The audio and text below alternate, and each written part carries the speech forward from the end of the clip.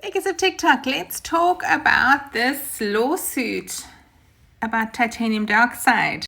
The claim from the person who's suing them is that it is a known toxin and that therefore they should not be using it in food. The Skittles company's position is that it is safe and approved for food use. But let's look into this a bit more. So the first thing here is that it is actually banned for use in the EU. What exactly is it? It is an inorganic compound. It gives things a white color. It's in the white food coloring. It's also in paint and a few other non-edible things. And the EU removed it because of its potential genotoxicity. So let's talk about that. Something that is genotoxic can affect the DNA in your cells, which could potentially cause cancer.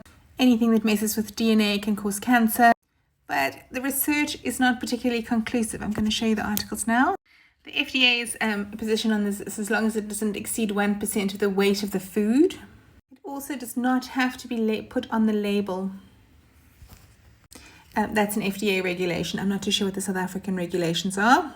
Here are the articles. Molecular mechanism of DNA damage induced by titanium dioxide nanoparticles. That's the first one. And here's the other article that says E171, that's its E number, is no longer considered safe.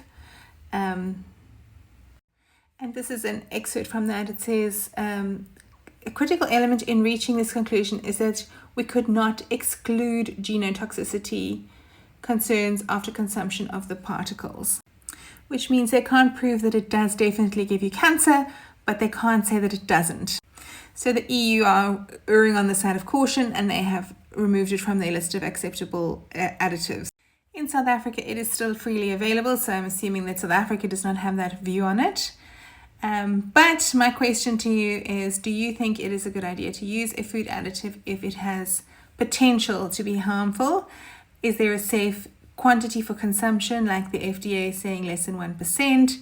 For me personally, I'm going to try and avoid using that additive where I can because I don't think it's necessary. I think you can get good results without it. It's mostly used as a whitener. The thing that I do see it used the most for is in cookie decorating. A lot of people are adding it to their royal icing before they even add another color to stop color bleed. But again, is it necessary? If you can get away without using it, why wouldn't you? Especially when a lot of the people that are consuming my goods are children. I just feel like damaging their DNA is not something I want to be involved in. That's my view. What's your view? Are you still using it? Put it in the comments.